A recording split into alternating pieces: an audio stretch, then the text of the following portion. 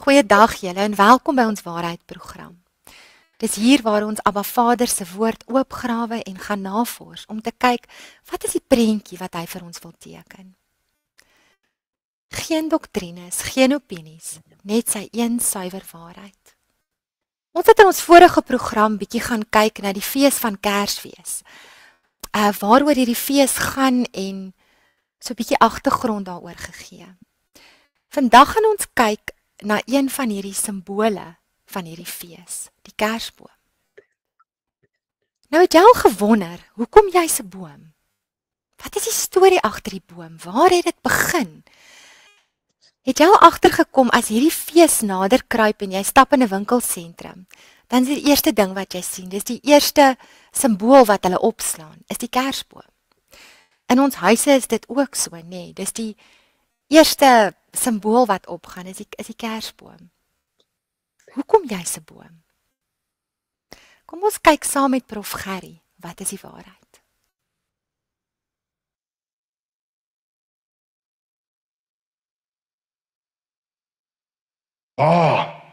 In die woord sê, ons moet die geboorte van die Messias vier deur 'n boom op te slaan, geskenke onder die boom te pak en later kry ek die geskenke terug.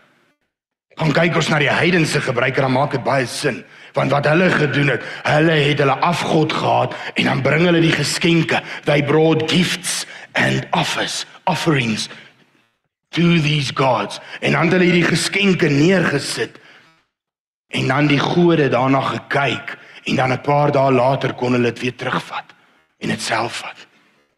En dan het hulle geglo, hulle het hierdie gifts vir die God gebring, vir hulle afgod gebring en hy het dit vir hulle teruggegee. Nou kan hulle dit vat. Nee, dis net omdat hy nie lewe nie en dood is en dit nooit gesien het nie. Dis hoekom dit daar is. En hierdie gebruik volg ek en jy. Van nêrens in die woord van God staan dit nie. Daar staan wel in die woord van God dat ons dit nie moet doen nie.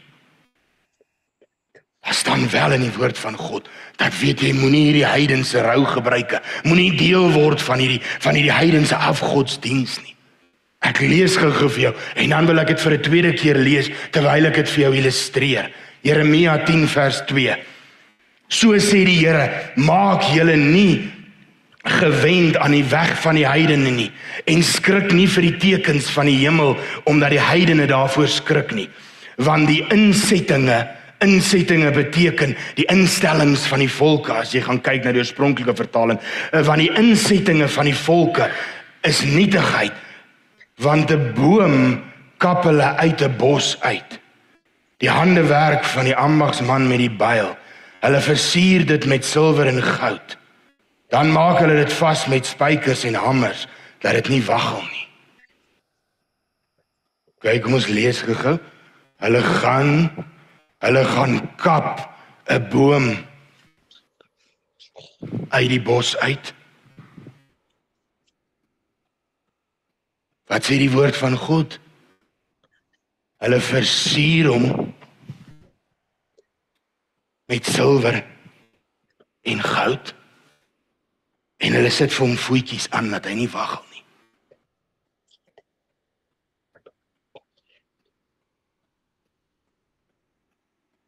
Hoor wat sê die Here daaroor? So sê die Here, maak julle nie gewend aan die weg van die heidene nie. God sê, weet jy wat? Hierdie is nie vir my kinders nie. Hierdie wat die heidene doen, is nie vir my kinders nie.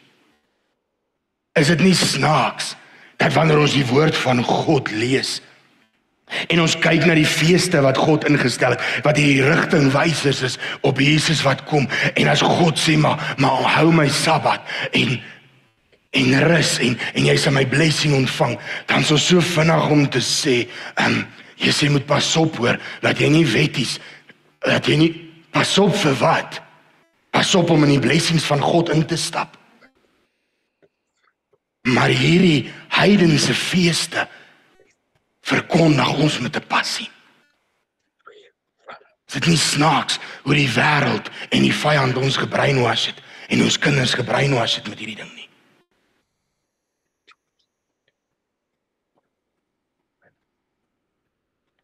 ek en jy het hierdie keuse om te vra vandag, waar is hierdie waarheid? Waar is die waarheid wat God ons na toe roep? Sal ons kinders grootmaak in hierdie waarheid? Maar Gerrie, is dit nie iets wat alle nasies doen nie? Is dit nie maar net 'n onskuldige custom of 'n gebruik wat net deur die nasies gevolg word nie? Ja, dit is 'n fees wat deur die nasies, ja, dit is 'n gebruik van die nasies, ja, dit is 'n custom of 'n tradisie van die nasies, maar onskuldig is dit beslis nie. Luister gou skepping van God en vat hierdie hele ding saam. Deuteronomium 12 vers 29 tot 32 sê God vir ons, moenie deel wees aan die maniere wat volke volg wat buite my woord is nie. Moenie deel word aan die rituele, moenie deel word aan die feeste, moenie deel word aan die dinge wat hulle doen wat buite my woord is nie, sê die Here. En dan gaan hy verder en sê, want dis 'n gruwel in die oë van God. En dan gaan hy nog verder en sê, weet jy wat, jy moet nie eens met hierdie heidene praat en hoor, hoekom doen julle dit so? Hoe doen julle dit so? Omdat jy dit ook so wil doen nie. God sê, ek is God. En naas my is daar geen ander God nie. En is dit nie hoekom kinders van God so gebonde lewe nie? Is dit nie hoekom kinders van God, hoekom ons so gebind lewe as kinders van God, omdat ons nie hierdie basiese gehoorsaamheid kan toepas en kan sê, Here, maar U sê nee, ek gee nie om of my ouma grootjie, sy ouma grootjie en die kersboom aangepas het nie. U sê nee, want U sê dit nie in die woord nie. Ek gaan dit nie verder doen nie, Here. Ek is klaar. Want die vraag is, gaan ons luister, want die keuse bly by my en jou. Die woord van God sê, 1 Korintiërs 10, 21 en 22 sê, ek kan nie om die tafel sit en eet saam met die Here en saam met die duiwels nie. Ek kan nie aan dieselfde tafel sit saam met God en saam met afgode nie. Ek kan nie. Ek moet een kies. Ja, maar Gerrie, ek glo nie hierdie nie. Hierdie is sommer net van skepping van God. God sê nee. Sal jy dit so aanvaar? Die keuse is joune. Die keuse bly by elkeen van ons. Ja, maar mag ek dan vir my kind 'n persent koop? Ergens in die woord van God sê ek mag nie vir my kind 'n persent koop nie. Ek kan elke dag vir hom 'n persent koop. Al wat die woord van God sê, ek mag hom nie bederf tot in die afgrond en nie.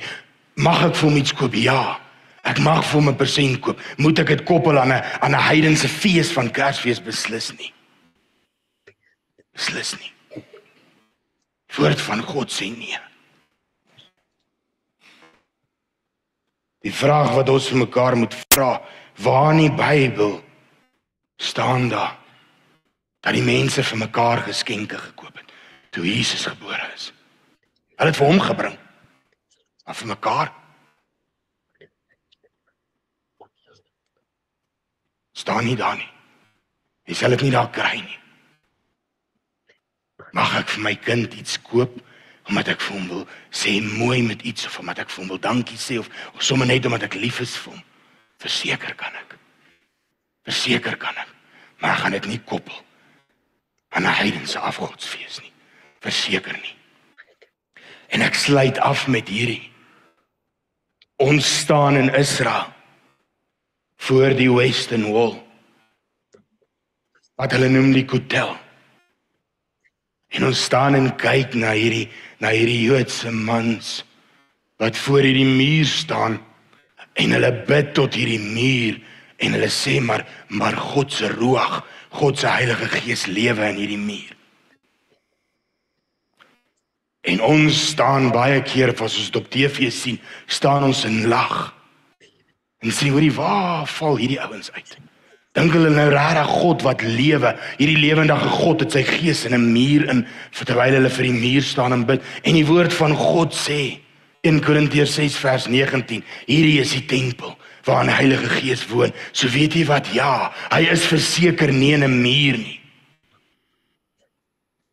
En dan lyk hulle vir ons so belaglik.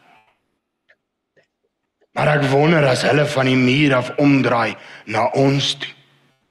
En hulle sien wat ons alles doen in die naam van godsdiens. en hoe ons kinders deur die tuine hardloop om gekleurde eiers te soek oor Paasfees. En ons vertel hulle van 'n Paashaas, en ons vertel hulle van 'n tandmuis, en ons vertel hulle van Santa Claus wat vir hulle gaan bring. Ek wonder wie lyk dan belaglik. Ek wonder wie's dan die een wat belaglik lyk voor God. Sjoe julle, kan julle glo dat al hierdie antwoorde in Abba Vader se woord staan? Hierdie antwoorde oor die Kersboom staan eintlik in my en in jou Bybel. Vir die van julle wat nog so 'n bietjie meer inligting wil hê, gaan besoek gerus ons webwerf by www.cewc.co.za. Daar is 'n afdeling genaamd Preke. Gaan klik net op die preek genaamd Wat mis ons van Kersfees? Dis regtig awesome julle. Volgende week gaan ons bietjie aan en ons gaan bietjie verder kyk in hierdie onderwerp van Kersfees. Mag Abba Vader julle ryklik seën. Shalom.